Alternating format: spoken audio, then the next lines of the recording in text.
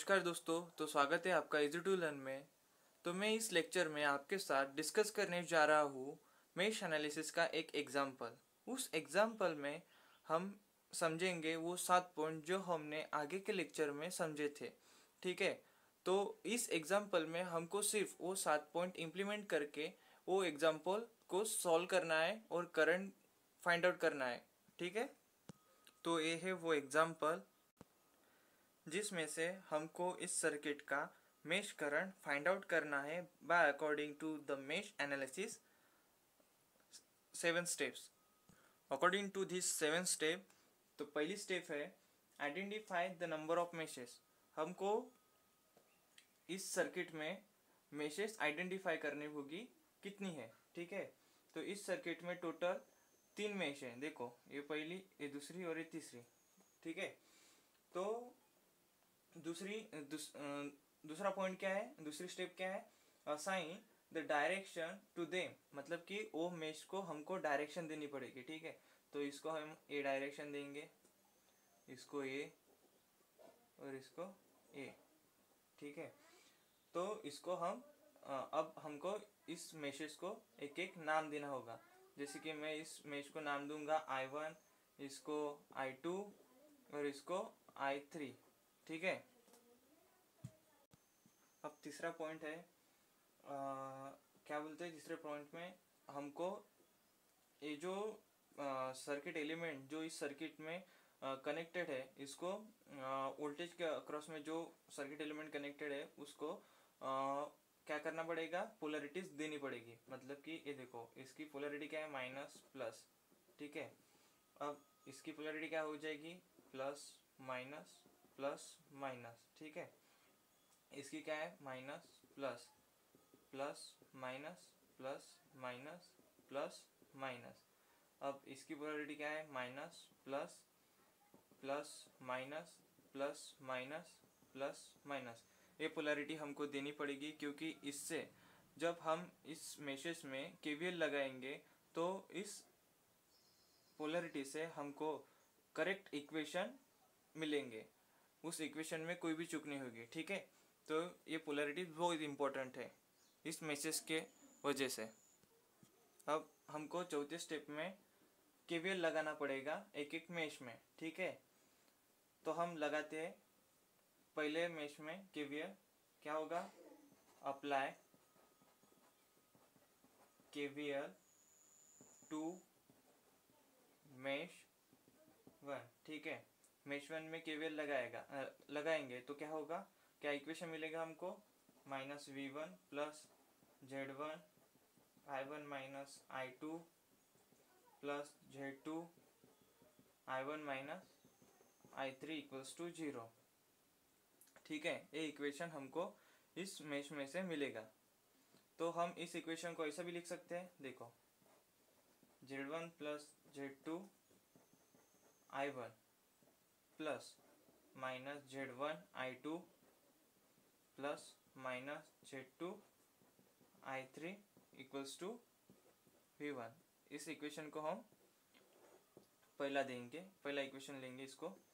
अब हम अप्लाई करेंगे मेश 2 में केवीएल को। Apply KVL to mesh second. ठीक है, तो क्या होगा, क्या मिलेगा, क्या इक्वेशन मिलेगा हमको, -V3 plus Z3 I2 plus Z4 I2 minus I3 plus Z1 I2 minus I1। Equation हमको इस मेश में से मिलेगा। ठीक है, इस क्वेश्चन में वो 0 हो जाएगी।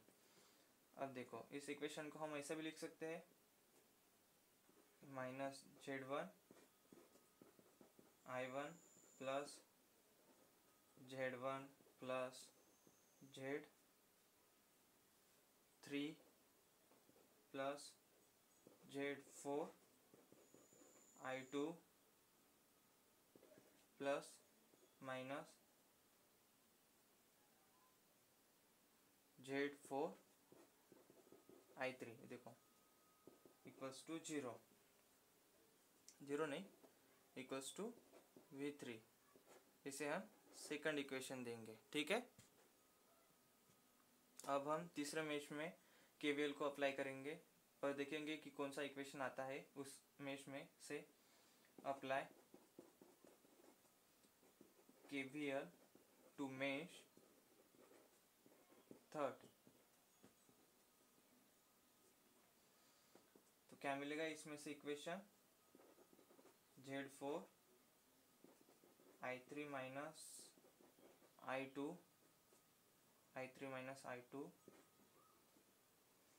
Plus Z5 I3 minus V2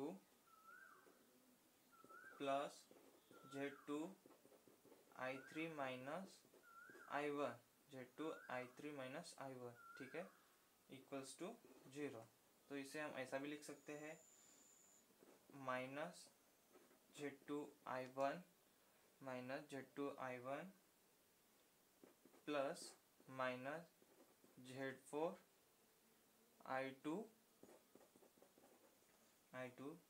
plus Z2 plus Z4 plus Z5 I3 equals to V2।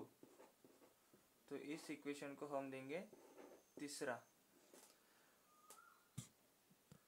तो हमने अब तीन मेश के, 1 2 3 मेश के तीन इक्वेशन फाइंड आउट किए, उसको हमने इक्वेशन 1, इक्वेशन 2, इक्वेशन 3 दे दिया है।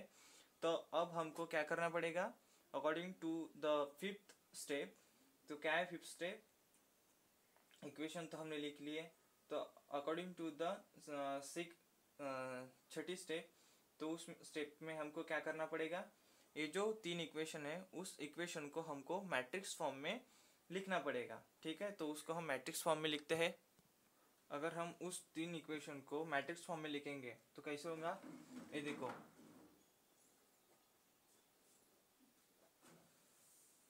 Z1 plus Z2 minus Z1 minus Z2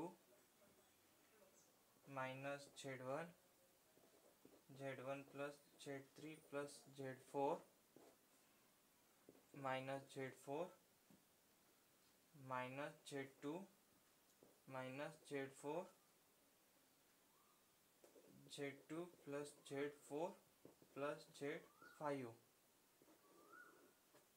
ठीक है, हमारे करंट I1 I2 I3 और ये हमारे कांस्टेंट V1 V3 V2।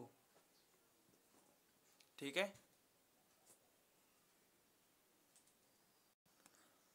है, तो अब हमने ये लिख लिया मैट्रिक्स फॉर्म में। अब हमको क्या करना पड़ेगा, I1 I2 और I3 फाइंड आउट करना पड़ेगा। क्या, I1 equals to question mark, I2 equals to question mark, I3 equals to भी क्वेश्चन मार्क। देखो I1 का फॉर्मूला क्या है, I1 equals to Cramer's rule को, क्रैमर्स रूल में हमको फाइंड आउट करना पड़ेगा। तो क्रैमर्स रूल में I1 का फॉर्मूला क्या है, निकल के आएगा, del 1 बाय del I2 में जो फॉर्मूला होगा वो फॉर्मूला होगा del 2 बाय del, और I3 का फॉर्मूला होगा del 3 बाय del। ठीक है, तो इस मैट्रिक्स फॉर्म में del जो है वो क्या है पता है, वो del है, del होगा Z1 plus Z2 minus Z1 minus Z2 minus Z1 plus Z3 plus Z4, यहाँ पे minus Z4 minus Z2 minus Z2 plus Z4 plus Z5। ठीक है, ये हो गया del 1 होगा, del 1 को ये दो टर्म जो है, ये दो कॉलम जो है वो कांस्टेंट रहेंगे, बट ये जो कांस्टेंट टर्म है V1 V3 और V2 ये फर्स्ट कॉलम में कन्वर्ट हो जाएगी डेल वन के लिए। ठीक है, तो देखते हैं डेल वन के लिए क्या होगा। v1 v3 v2 minus z1 plus z3 plus z4 minus z4 minus z2 minus z2 plus z4 plus z5। ठीक है, ये हो गया डेल वन के लिए। अब देखते हैं डेल टू के लिए। डेल टू के लिए ये जो टर्म है वो सेकंड कॉलम में कन्वर्ट हो जाएगी। ठीक है, तो देखते हैं डेल टू के लिए। डेल टू के लिए होगा z1 plus z2 minus z1 minus z2 v1 v3 और v2।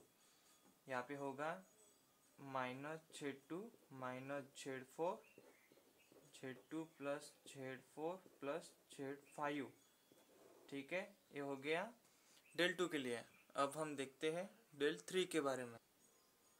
डेल थ्री में होगा डेल थ्री इक्वल्स टू, वैसे ही डेल थ्री में जो कांस्टेंट है v1 v3 और v2 वो थर्ड कॉलम में शिफ्ट हो जाएंगे। ठीक है, तो देखते हैं v3 के लिए।